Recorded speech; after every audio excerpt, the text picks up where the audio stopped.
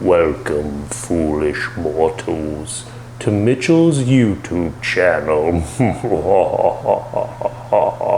I could not breathe, I could not speak. I was like, Who would think it's a good idea to do a Ouija board in a dorm room? and then suddenly a cup just, Do you believe in ghosts, demons, spirits, specters, goblins, ghouls? What lurks in the dark?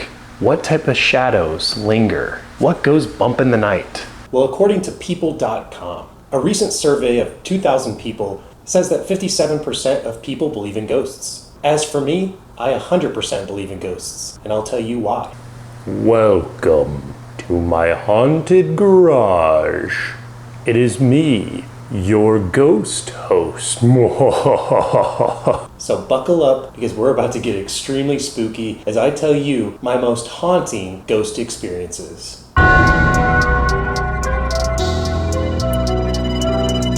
Do you ever feel like somebody's watching you and you know that you're the only one around? Do you ever feel like there's something that lurks in the shadows? Well, that was the case for me. And I just want to say previously to this, I had not been a firm believer in ghosts. I thought it was a fun and interesting concept, but I never 100% believed until roughly about 2014. So it all started freshman year of college, and we had the bright idea to go to Walmart and buy a board game. A family-friendly board game. What could go wrong? Nothing more family-friendly than a Hasbro Ouija board. And this changed my life forever. It changed my perspective of the paranormal forever.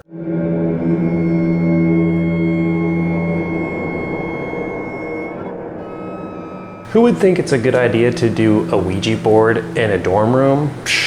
Not this guy, that's for sure. Are you kidding me? That's exactly what we did. Is that the smartest thing to do? Of course not. Did we do it anyways? Yes. Did it work? Absolutely it did. We brought this Hasbro Ouija board from Walmart, brought it back to the dorm rooms, and we were gonna give it a try. At first, nothing happened. We did have a prankster amongst us, and he did try to convince us that the undead spirit of a pirate was trying to communicate with all of us. But other than that, nothing happened at first. It wasn't until my friend called me and said, "Hey man, have you done the Ouija board yet?" And I said, "Yeah, nothing really happened." Then he said, "I think I want to try the Ouija board." And it was getting late, so I was kind of debating if I wanted to do it again. It was about 2 a.m. and I decided, why not? Let's give it one more shot. But let's do it in your dorm room. So I brought the Ouija board down to his dorm room, and I could tell as soon as I saw my friend that he was pretty nervous. And I was nervous too, because previously I feel like everyone was not taking it seriously. And I think that you definitely have to take it seriously if you're going to try a Ouija board. So we set up the board game, on the ground in his dorm room. We didn't have any candles, nothing. We just turned off the lights and put our hands on the pointer.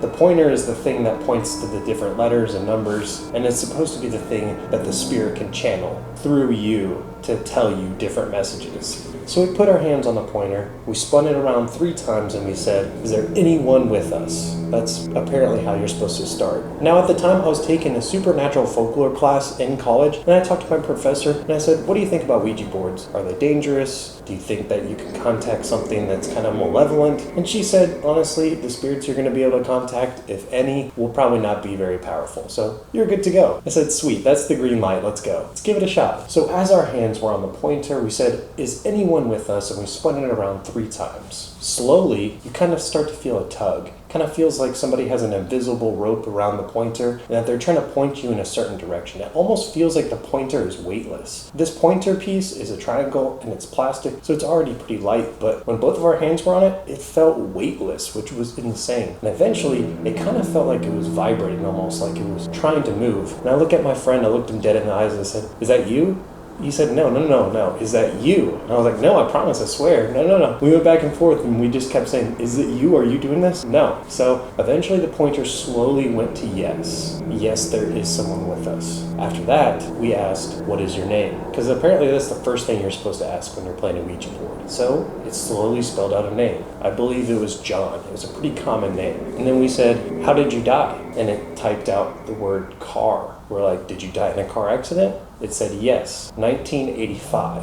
At this point, both of us had our hair standing up on our arms. We were both sweating. We were looking at one another. We were like, "Do you swear this is not you?" He's like, I swear. I was like, "Okay, let's keep going." It said car, and then it said lake. After it typed out lake, we said, did you crash your car in a lake, and that's how you died?" And it said yes. So then, at this point, we were super freaked out, and it even gave us another name. Come to find out, that was a street address. So we looked it up. We looked up John 1985, this street address in a lake. And apparently, lo and behold, a man had died in Kentucky, not too far from where we were at the time. Kentucky, 1985, he crashed his car in a lake. This made us so uneasy, and after this day, we both questioned one another. Guys, this is super weird. My camera just went out. Honestly, last night when I was even writing descriptions about the Ouija board, I was trying to plan this video out. There was things rustling around in the room. Things were moving the entire time while I was just typing the words Ouija board online. Creepy, but my camera just shut off. That is super creepy. So it's never done that before. Anyways, so we were both skeptical. We were asking each other, are you sure? Did you not? Are you messing with me? Were you moving the board? What was going on? Because we were both super creeped out. We had the heebie-jeebies. We both decided that was the weirdest thing that has ever happened to us. And we're like, it is what it is. There's nothing else you can do about that. Me and my friend Ricky, he's actually been in a few of my videos before. We got an apartment with 2 other people. Things were going pretty normal. Normal college stuff. We partied, we had fun. The normal stuff that you would do in college. Now, it wasn't until maybe about 6 months after we moved in, we were just hanging out in the living room. It was a school night. We were both sober. We were not partying, none of that. We were just hanging out in the living room watching TV. Then around 2 a.m., I got tired. I was like, I'm going to bed. And he's like, yeah, I'm probably going to go to bed soon too. So I go to my room, and mind you, my bedroom shares a wall with our living room, and that's where the TV is. So on the other side of the wall is my bed, and then the TV in the living room. Kind of confusing, but I think you know what I'm talking about. I was laying in bed trying to sleep. Then I hear a knock. I didn't think anything of it. I thought maybe, it's just the walls kind of making noise. As a house kind of just shifts and settles, sometimes you just get those weird house noises. You know what I'm talking about? You get what I'm saying. So I didn't think anything of it, and I tried to go back to sleep. Then I heard another knock. This time it was like boom, boom, boom, 3 knocks. Like I said, the wall is where the TV is. So my roommate, if he was trying to play a joke on me, he would have to move the TV out of the way to knock on the wall. So I was like, whatever. I'm just going to try to get back to sleep. I have school tomorrow. I got to get to bed. This is actually kind of making me upset at this point. I was getting very upset at this point. So I tried to go back to bed. Then I hear rustling in my closet. And at this point, I'm mad. I think it's my friends playing a joke on me. I hear the rustling. I think they're hiding in my closet, and I start getting mad. So I sit up out of bed and I go, guys, can you please stop? Can you please leave? Get out of here. And then I think I was cut off in mid-sentence as I saw a 7-foot shadow figure, translucent, with no face, staring at me, just standing there next to my closet. It looked like it was staring at me. It didn't have a face, but I could tell it was staring at me. So my hair stood up on my arm and the back of my neck. I could feel myself sweating. I could not breathe. I could not speak. I was like,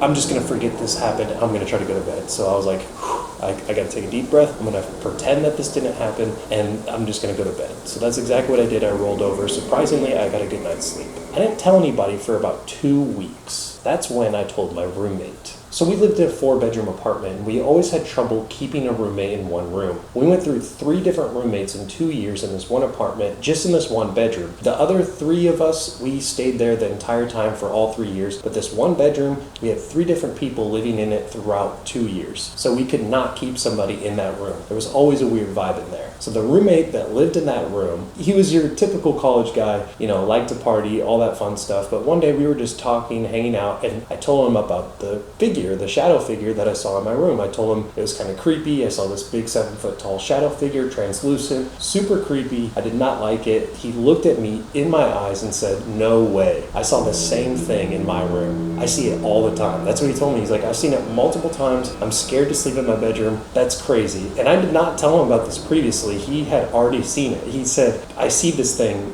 multiple times. I'll be hanging out in the living room. I'll look over my peripherals. I can see my bedroom. I'll see somebody standing there. He said it happens all the time. So once again, I was so freaked out. Fast forward a few months and he moves out. Like I said, we had troubles keeping this bedroom occupied, and another roommate moves in. A few weeks go by and he tells me, dude, I think my room's haunted. I'm like, what are you talking about? He's like, I see things in my room all the time. I think I see a shadow figure in my room all the time. We were hanging out in the living room and he's like, I'm pretty sure I can see it right now, just standing there. I'm like, no way. I told him about the shadow person I saw in my bedroom, the shadow person that my previous roommate had seen in that very bedroom, and he's like, there's no way I'm not sleeping in that room tonight. So he actually slept on the couch a few nights while we were in that apartment. No one had previously told him about these shadow figures or about our apartment being haunted, anything like that. He had no idea about it, and he just told me, I'm pretty sure I've been seeing somebody in my room. Since then, I have not had very many paranormal experiences, except for one, and it was in 2021, just a few years ago while I was at work. I think it's fair to say most people do not expect to see a ghost while at work, but that was not the case for me. Now, I do want to say that there was a young man that did pass away that used to work at the hotel that I currently work at, and he used to be the same position that I'm currently in now, so he probably would have worked in the same rooms that I currently work in. So we were in the luggage storage closet. I store luggage for a living, so we have a luggage storage closet at our hotel, and we were hanging out there, me and two other coworkers. Three of us were back there talking, and suddenly a cup that was on a shelf that we put all of our stuff on, and it was completely empty, no water, no nothing. The cup just flies about 3 feet off the shelf, literally as though somebody had knocked it off the shelf. There's no way that this cup could have flown 3 feet from a breeze. Like, I will admit, there's AC units that kick on back there. Sometimes there's the breeze that comes through. There's two doors that are next to this little shelf that I'm talking about, but there's no way that a door opening or a door closing or the AC or anything could have thrown this cup 3 feet. It happened, and we all three turned around and said, what the heck was that? None of us were really paying attention to the shelf because we were just conversing amongst one another, and then suddenly a cup just 3 feet into the air, lands. We all stare at it, we look at one another, we say, yo, that was crazy. Since then, not much has happened. I almost forgot though. One of the creepiest things that has ever happened to me actually happened either at the beginning of 2021 or at the end of 2020. It was about 2 years ago. This was before I saw the cup fly across the room. I just remembered this story, actually just remembered it just now. Me and my girlfriend were sleeping in my bedroom, and it was about 3 a.m. and we were both trying to sleep. We were both sober. Then it sounded as though a little pitter patter, like something was running from the kitchen to the balcony about 2 feet. Pitter patter sounded like a little kid running in our living room. My door was closed, so we could not see anything. But then we heard what sounded like a little girl giggle and run across from our kitchen to our balcony. That was insane. We both woke up, and I said, did you just hear that? And she said, yes. And I was like, oh my gosh, I'm going to pretend like I did not hear that because I want to go to bed right now. We both could not sleep for hours after that. That was terrifying. Hearing a little girl giggle and run from our kitchen to our balcony. If my door was open, I would have probably pooped my pants. I would have just pissed myself right there. So those are my top ghost stories that I have for you today. I hope you enjoyed today's video. I like to keep the spooky vibes. I got my Halloween Horror Nights hat on because I love Halloween. I love ghost stories. I love stories about poltergeists, demons, all that type of stuff, all that paranormal activity. I love it. So if you have any stories to tell me today, let me know in the comments what you would like to see next or any fun ghost stories you might have. I would love to do a ghost investigation similar to the one that me and Jack did in Boston. You could check that out. Maybe I'll link it down below, but it is in my playlist sections on my channel. It's called Boston Trip. I think it was 2019. So thank you so much for watching today's video. If you like this video, please give me a thumbs up. I really enjoy your support. Hope this video was not too spooky, not too scary for you, and if you haven't already, it really helps me out a lot if you subscribe down below. Subscribing helps me out tremendously, and I really appreciate your support. Thank you so much for watching. I hope you have a wonderful day, and I hope you can sleep well tonight. Peace.